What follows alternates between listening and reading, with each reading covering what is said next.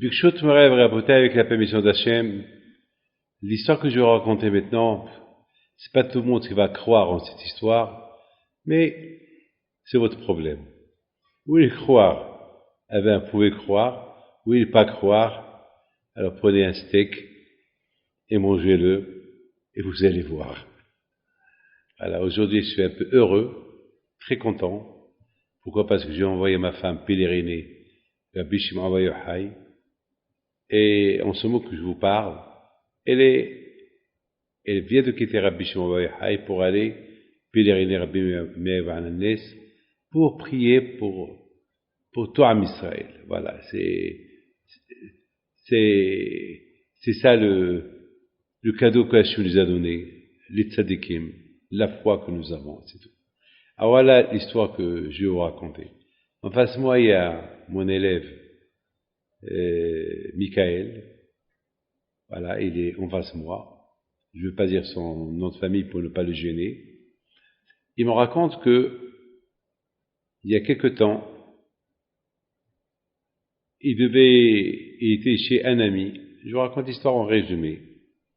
Et son ami lui dit, viens, on va prendre la voiture, on va aller pèleriner à Bishim Bar Yochai. Et Michael, il lui dit, je ne sais pas si on a le droit d'aller ou on n'a pas le droit d'aller, parce que c'était une période où on n'avait pas le droit d'aller pèleriner. Et moi, à ce moment-là, je les ai appelés pour, je me rappelle pas pourquoi je les ai appelés, pour quelque chose. Ils m'ont posé la question, est-ce que on a le droit d'aller pèleriner à Bishim Bar Yochai ou pas? Alors, je leur ai dit non. De toute façon, qui dit que la voiture, elle marche? Alors, cette phrase-là, beaucoup de fois, ça m'arrive qu'il y ait des phrases qui sortent de ma bouche comme ça. Beaucoup de fois. Et alors là, et les deux, ils ont dit, mais la voiture, elle marche. La voiture, elle marche bien. Je dis, bon, de toute façon, vous n'avez pas le droit d'aller, et même si vous voulez partir, la voiture, c'est pas sûr qu'elle va marcher. Bon, l'ami de Michael, il dit, bon, tu veux pas venir, moi je vais. Il va, 5 minutes plus tard, il retourne. Alors tout le monde lui pose la question, qu'est-ce qui se passe? Alors tout le monde était étonné, pourquoi tu es retourné? La voiture, elle marche pas. Alors maintenant, la question se pose, comment je le sais? Moi, je suis pas un prophète. Mais tout ce que je peux vous dire, c'est comme ça. C'est lorsque un homme, il a l'aïmouna, quand je sais pas où il est, ce Michael-là, quand même, le fait rien qu'il m'a demandé, Rabbi David, est-ce qu'on a le droit d'aller ou pas, ça veut dire, il aurait pu, s'il n'avait pas l'aïmouna, et s'il veut y aller, il prend la voiture, il s'en aille, il s'en va. Ou bien, c'est pas fait qu'il me demande. Pourquoi il me demande? C'est que, vraiment, il a l'aïmouna, il veut être sûr qu'il a le droit. Parce qu'il a le droit, ça veut dire que Hachem va l'aider. Mais s'il n'a pas le droit, pourquoi tu veux qu'il va pèleriner? Hachem ne va pas l'aider. Alors, le fait qu'il m'a demandé, alors quand je il m'a donné une réponse. Une réponse que, plus tard, il a vu les conséquences de la réponse, qu'il ne fallait pas voyager. Mais maintenant, puisqu'il est en face de moi et me raconte l'histoire, je lui dis, dis-moi, tu as une autre histoire à me raconter? Il me dit, Rabbi David, j'ai une autre histoire encore plus belle. Je lui raconte. Il me dit, voilà, on s'est rencontrés un jour dans un mariage à Lyon, et j'étais avec mon père, lui il était avec son père, et moi je suis venu derrière eux, et je les ai salués.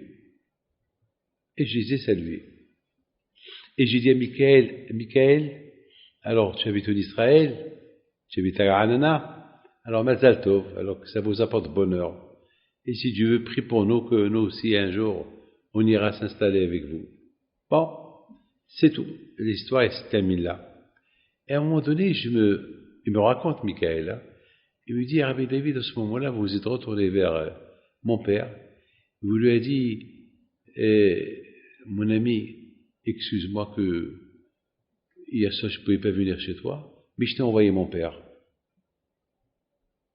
Alors, Michael dit à son père, papa, c'est quoi ça? C'est quoi cette histoire-là?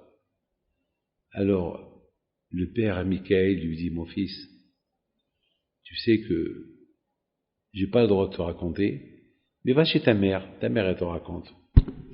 Alors, Michael, il me raconte, il me dit, je suis parti chez chez sa mère.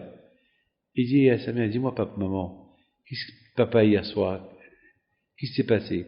Non, rien, non, maman, dis-moi la vérité, parce que papa, il m'a dit que je peux te demander. Tu peux me dire, alors. Il dit, tu sais, hier soir, ton père, il avait mal à la tête, il avait pris un aspirine. Il n'a pas le droit de prendre l'aspirine. Il y a 20 ans, il a pris un aspirine, presque il est mort. Parce qu'il est très, très allergique à l'aspirine. Hier soir, il avait mal, il a pris l'aspirine, il a fait des convulsions, vraiment, il était, vraiment, on croyait qu'il allait partir. Et il y avait la photo de Rabbi Moshe, Aaron Pinto, accroché, et qui regardait. Eh ben, je pense, et quelques minutes plus tard, Baruch Hashem, il s'en est retiré, il s'est levé, comme rien ne s'est passé, et pourtant c'était tellement dangereux, on ne sait pas où il aurait pu passer la nuit. Bon, ben, le père de Michael dit à son fils, mon fils, tu comprends ce que Rabbi David il a dit? Voilà ce qu'il a dit. Il a dit que je ne pouvais pas venir pendant que tu avais la convulsion, mais il y avait la photo de mon père, la neshama de mon père, et était là pour te protéger. Maintenant, la question se pose encore. Comment, moi, David Pinto, je vais savoir tout ça? Je ne suis pas un prophète. Stam, c'est des paroles qui sortent comme ça de la bouche.